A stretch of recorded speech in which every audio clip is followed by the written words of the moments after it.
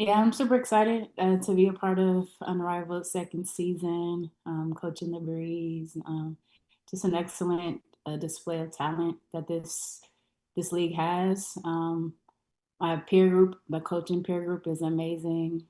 Leadership is awesome. So I am thrilled to just be a part of this movement, especially in this time when women's basketball is really, really taking off. Thank you. And we'll go ahead and get started with, I think it's Chris with the W. Yes, hi, I'm Chris Cheney from the Best MW show. Yes, hi, Coach. So you reunited with Dom, who you previously coached in Seattle. Also had the number one pick and went with Paige. So can you walk us through the factors that shaped your roster decisions for the Breeze and what you prioritized when choosing players for this new unrivaled format? Yeah. First off, to your first question, Dom, being able to, being in a different environment, but still having some familiarity with her game. I'm excited to just continue to be a part of her journey. She progressed so much in Seattle because of who she is and how she works, and so this is going to be entertaining. A little bit less stiff environment.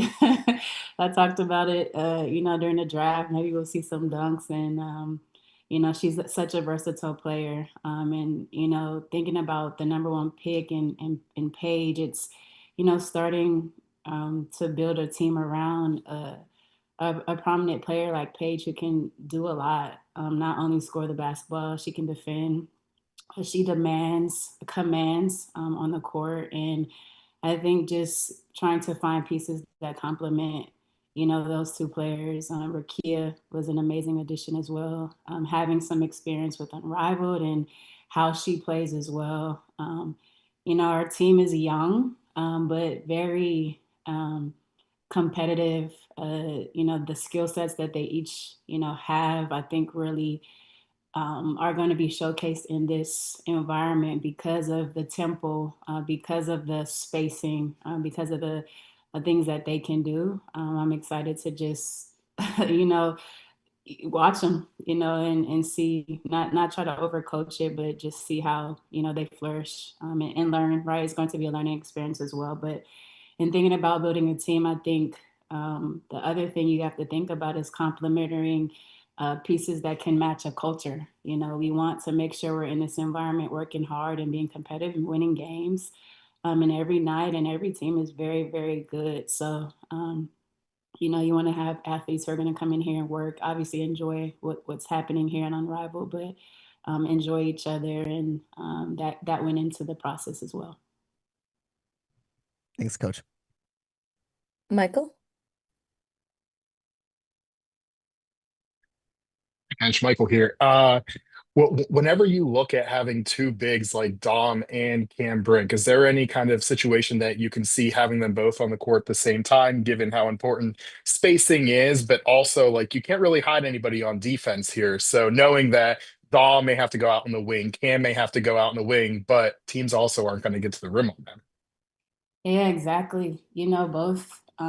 Both Dom and Cam have very good skill sets for their size. We saw Cam shooting the three this year, and Dom has that in her arsenal. Didn't take a lot this year, but and then their ability to defend multiple positions, whether it is team defense, coming and blocking shots, or individual defense. I believe they both have the posture to do whatever it is on the court on both ends of the floor, actually. And I honestly have to see. I haven't been able. This is a new format, and I'm excited to have a training camp to just throw different combinations out there and see, kind of what looks good and how all the players complement one another. Um, but yeah, that was such a big thing about our roster is just the versatility and the different lineups that we can throw out. We can be big, we can be long, we can be athletic, we can stretch the floor with our spacing. And those two bigs in general, you think about the bigs that are in Unrivaled. You're not only guarding bigs, you're guarding guards. So they have the capability to do both of those things. Ben? Thanks, Tish. Anyway, Amen. you mentioned your coaching peer group. I guess this league, Unrivaled, has 5 Black women as head coaches, compared to the W, which currently has none. I guess what, if anything, do you feel like accounts for that difference in broader hiring practices? And, what, if anything, do you feel like needs to change in the W context specifically to, maybe reflect your current situation? I think it's powerful that there are 5 Black women leading, that are 5 Black women head coaches in this Unrivaled League. It's not by accident. I believe it's intentional. And, they're proven Unrivaled is leading the way and showing that Black women are capable, and giving us the opportunity is important. Representation is, possible when leadership chooses to make it possible. So I'm blessed to be a part of a league who standing on intentionality behind, diversity and hiring women, women of color, and um, I kudos to Unrivaled for leading the way in that. Got it. And do have to ask, I mean, do you hope to coach in the W this season? Are you planning on doing so? Yeah. Yeah, we'll see. Right now, obviously, we're on the Unrivaled Zoom, so that's the focus. As you can see, I'm keeping it in this context. But whatever opportunity that I continue to have, I'm definitely grateful for those opportunities. For people to think that I am capable of leading. Awesome. Thanks, Doc. Yeah, thanks. DJ? My question, Coach, is what's the fastest way that you feel that you're gonna be able to build chemistry with a bunch of new players in this brand new environment? Um, that's a great question. We've similar in the W, you only have a couple of weeks of a training camp. Sometimes maybe if athletes come into your programs early enough, you kind of get some early work done. But because the cadence of it is what I'm used to, from the beginning, what you have to do is just play. You don't want to overanalyze and overthink, especially with a group of athletes like we have. You want to make sure they're getting the rhythm and feel of the game, getting the rhythm and feel of each other, where each other want the ball.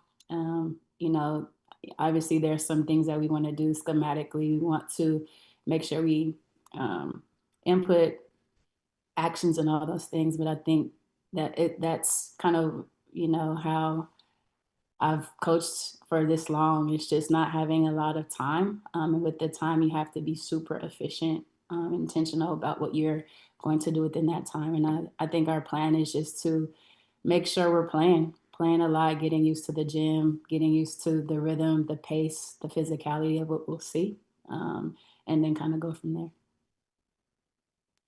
Akeem?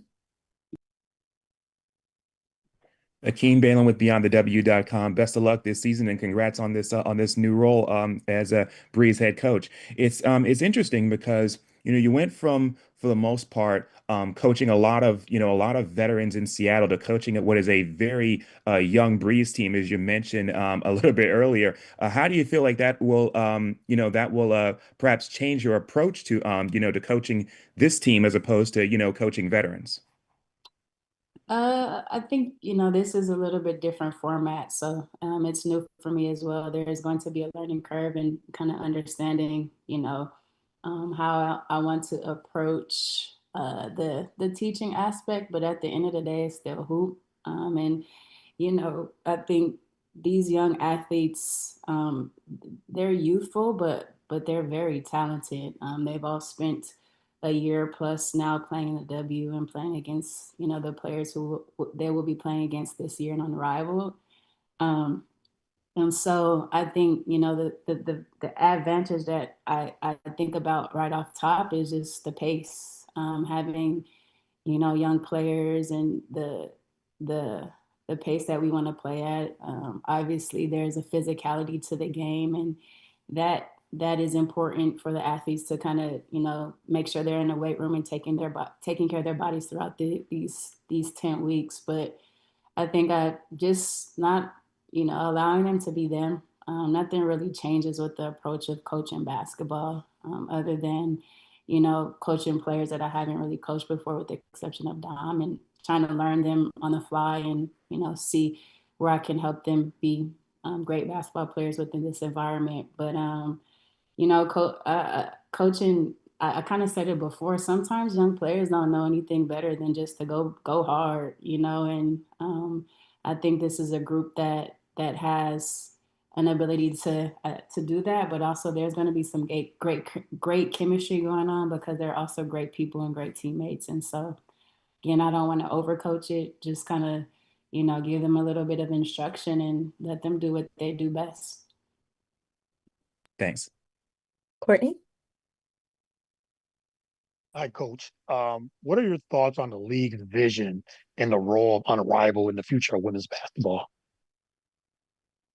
Yeah, you know, this is the second season, my first season, and actually being a spectator of the league last season, I thought that the players were very vocal about how Unrivaled took care of them, from, you know, from the professionalism of everyone involved to, you know, the child care to all of the other aspects of Unrivaled that really mattered for the players.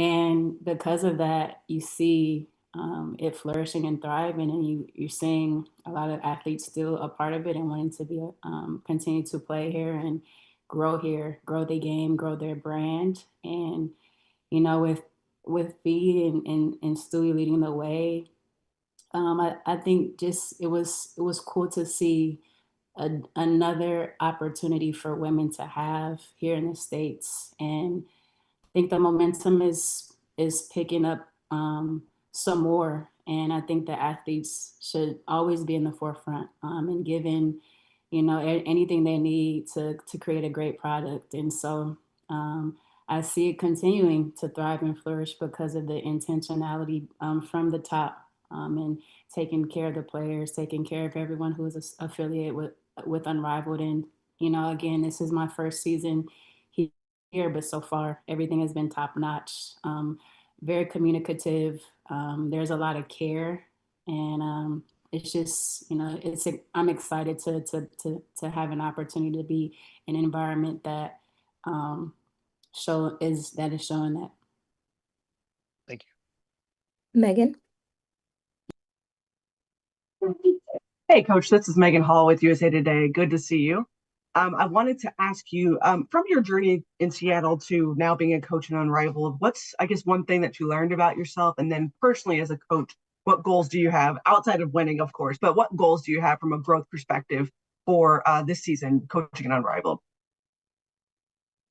Yeah, I think you know, it's I'm young in life, but I feel like I've, you know, gained a lot of experience and knowledge, you know, ever since I've stopped playing basketball in 2018 when I retired. I immediately jumped into coaching. And so I learned that I'm a resilient individual. I know you guys don't see me a lot on social media and all those things. And but at the end of the day, I work very hard and I have a support system, and I lean into that a lot. And you know, my goal is to be the best version of myself at all times, and that's what I plan to be at Unrivaled, to continue to grow and learn. And you know, again, I'll be with athletes who I haven't really been around, been able to coach. I've obviously played against them, so to be in an environment where I'm seeing and coaching and learning from different athletes, that's only going to make me better and continue to make my journey that much more sweeter. My goal is to have fun at Unrivaled, to loosen up and, you know, show a side of me that maybe not a lot of people get to see or know. I'm super excited about the opportunity to be in Miami as well, and you know, kind of take that in, because once again, these opportunities are few and far between, and no matter where I'm at, if it's the W, if it's Unrivaled, I'm always going to be grateful for an opportunity like this and not take it for granted. I'm going to work as hard as I always do, pour into the people who I'm going to be around every single day, and just see how it goes from there. And of course, I want to win games. Thank you. Rob?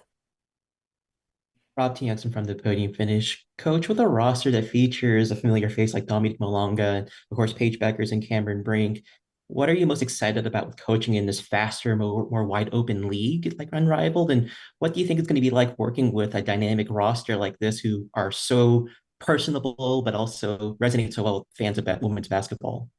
Yeah, once I picked the team, I think the social media group was super excited, and I'm just picking, to make basketball sense. But clearly, we have a great group who really is accessible to the fans and really, really popular, honestly. At the end of the day, we're coming there to play basketball, and like you said, we have talented basketball players and different versions of or alignments and rotations that we can have. And it is going to be a learning process, but I've been studying up, and I watched a lot of Unrivaled games last year, but I've been kind of watching some film this year, and it's a lot of strategy and things that come into play, and just going to try to see if there's some plays and moments of our play that we can kind of steal some possessions and be athletic, be physical, be defensive minded, and all those things. And I think that we have a cerebral group. I also think that we have a group that can play in any type of way. You think about the up tempo, um, possessions of Unrivaled, but also there's some possessions where you got to execute in half court as well. So, making sure we're locked into some strategy there, and I think we have the team to play in a variety of ways. Thank you, Coach. We'll take a few more. Sophie?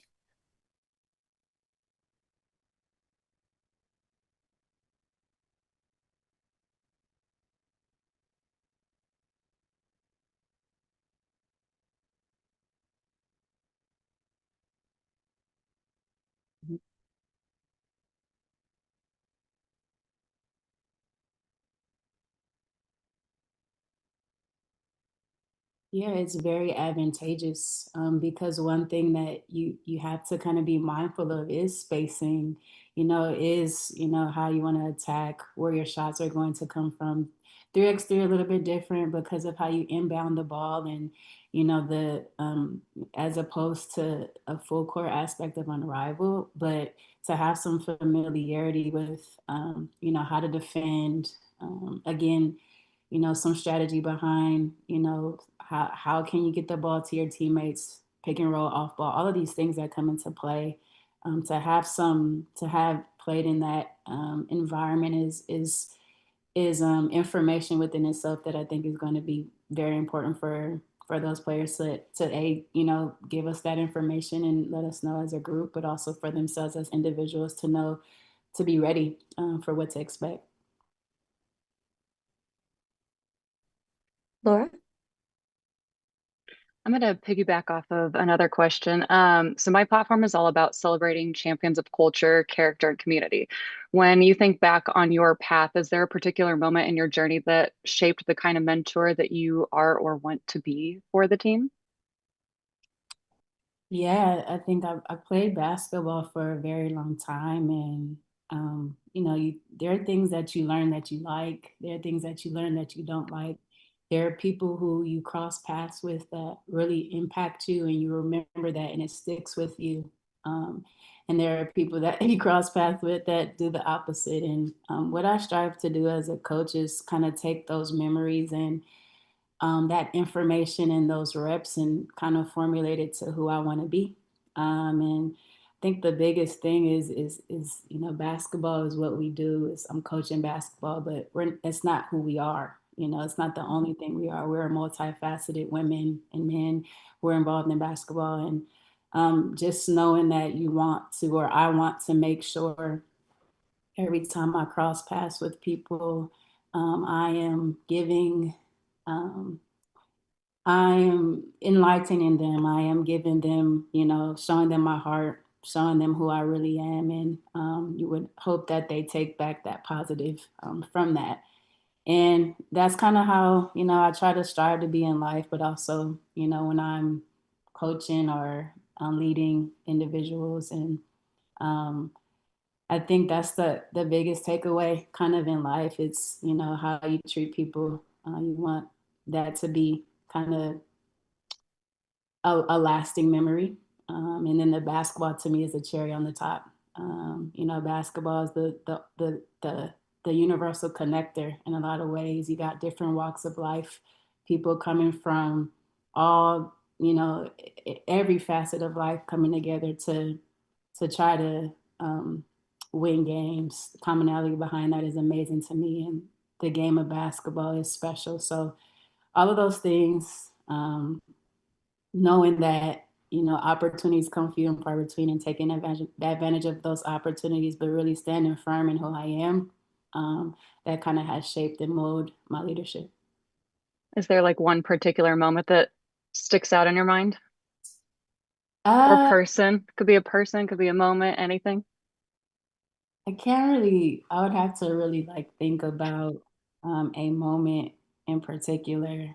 I know Um, you've got years and years under your belt. so many, right? So many. And so many people have helped me along the way. And I would have to kind of really, really think through that. But it's been, I have a very strong circle of people who really believe in me. And I think, you know, those individuals have really helped along this path.